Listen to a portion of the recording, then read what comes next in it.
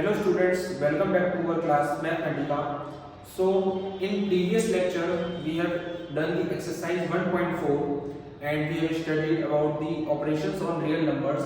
In this lecture we will study laws of exponents for real numbers. यानी real numbers के लिए कुछ laws हैं exponents के, वो हम study करेंगे. So कुछ इसमें laws दे रखे हैं. इसमें जो हमारा a जो है वो बेस है और m और n जो है एक्सपोनेंट्स है. तो फर्स्ट लॉ जो कहता है a की power n m dot a की power n equals to a की power m plus n.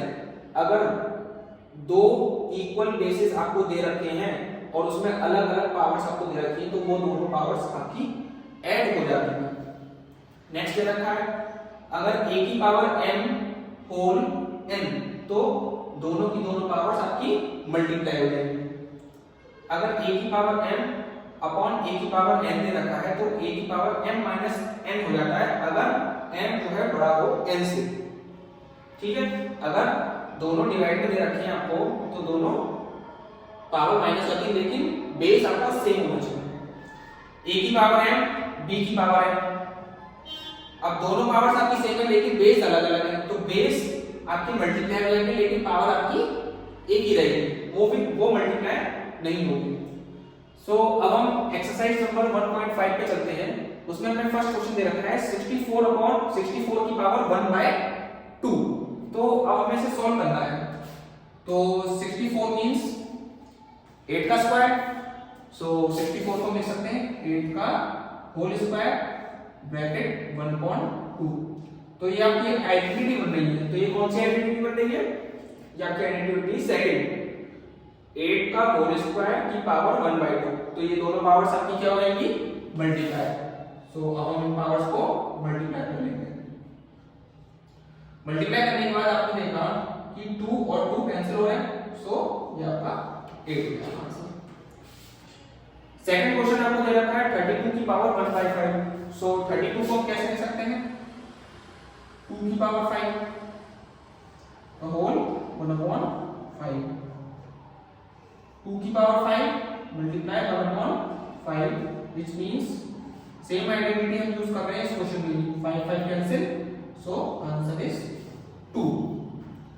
Third question में आपको दे रखा है 125 की पावर 1/3. सो 125 को आप कैसे लिख सकते हैं? 5 की power 3 whole 1/3. Same identity use होगी इसमें भी. 5 की power 3 multiply 1/3. 3 cancel we get 5. आप इसको नोट कर लीजिए. फिर हम सेकंड क्वेश्चन पे मूव ऑन. अब इन सेकंड क्वेश्चन ही है गिवन नेट फाइंड 9 की पावर 3/2. अब हमें इसको फाइंड करना है. तो 9 को कैसे लिख सकते हैं? 3 का स्क्वायर और 3 का स्क्वायर 3/2. सेम आइडेंटिटी हम इसमें भी इस क्वेश्चन में भी हम सेम आइडेंटिटी यूज करेंगे. सो 3 का स्क्वायर मल्टीप्लाई 3/2. 2 से 2 कैंसिल हो गया और 3 का क्यूब आपको बच गया. अब 3 का क्यूब आपका क्या होता है? 27. 32 की पावर 2/5. तो 32 को हम लिख सकते हैं 2 की पावर 5 होल 2/5. सो 2 की पावर 5 मल्टीप्लाई 2/5. 5 कैंसिल. 2 की पावर 2 which is 4. 16 की पावर 3/4. सो 16 को हम लिख सकते हैं 2 की पावर 4 3 की पावर 4. सो 2 की पावर 4 मल्टीप्लाई 3/4. सेम आइडेंटिटी आपकी यूज हो रही है सारे क्वेश्चंस में जो कि आपकी सेकंड आइडेंटिटी. 4 से 4 आपका कैंसिल. 2 की पावर 3 आपके पास बचा. 2 की पावर 3 आपका आता है 8. 125 की पावर माइनस 1/3. सो 125 को हम सबसे पहले क्या लिखेंगे? 5 की पावर क्यूब माइनस 1/3 ऐसे लिख लेंगे. फिर दोनों को मल्टीप्लाई करेंगे तो 5 की पावर 3 मल्टीप्लाई माइनस 1/3. तो 3 कैंसिल हो गया. 5 की पावर माइनस 1 आपके पास बचा है. 5 की पावर माइनस 1 जिसको हम लिख सकते हैं 1/5. So in the next question we have to simplify these questions. So हमें फर्स्ट क्वेश्चन दे रखा है 2 की पावर 2/3 डॉट 2 की पावर 1/5। तो सेम बेस है आपका, लेकिन एक्सपोनेंट्स आपके अलग हैं और मल्टीप्लाई नहीं है। तो अब हम क्या करेंगे इसमें 2 की पावर 2/3 प्लस 1/5। सो अब हम इसमें क्या करेंगे 2 की पावर, अब हम 3 और 5 अलग अलग है तो हम इसका एलसीएम निकालेंगे। 3 5 जा 15, 5 2 जा 10 प्लस 5 3 जा 3 1 जा 3। सो 2 की पावर 13/15। सेकंड क्वेश्चन आपको दे रखा है 1/3 की पावर 3 का होल 7।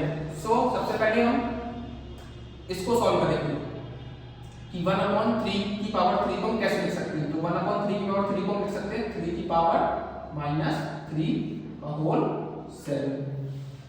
इसके बाद हम इन दोनों पावर की मल्टीप्लाई कर देंगे। 3 की पावर -3 इंटू 7 जो कि हो जाएगा हमारा 3 की पावर -21। नेक्स्ट है आपका थर्ड क्वेश्चन जो कि हमें दे रखा है 11 की पावर 1/2 अपॉन 11 की पावर 1/4। इसको सॉल्व करना है हमें।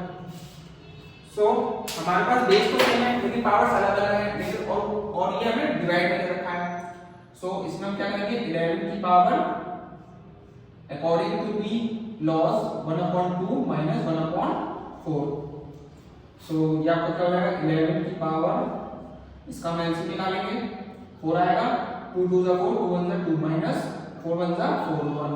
सो इसका एलसीएम हो जाएगा, इसका आंसर हो जाएगा 2 माइनस 1 गया कितना बचा 1/4।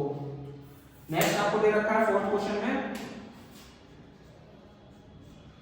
7 की पावर 1/2 मल्टीप्लाई 8 की पावर 1/2। इसमें आपके पावर्स तो सेम है लेकिन आपके बेस अलग अलग है। तो इसमें बेस आपकी क्या हो जाएगी मल्टीप्लाई और पावर्स आपकी एक रहेगी। सो 7 into 8 की पावर 1/2 which becomes 7 into 56 की पावर 1/2। सो इस तरीके से हमारा फर्स्ट चैप्टर कंप्लीट होता है नंबर सिस्टम। अब हम मूव करेंगे सेकंड चैप्टर पे। Thank you.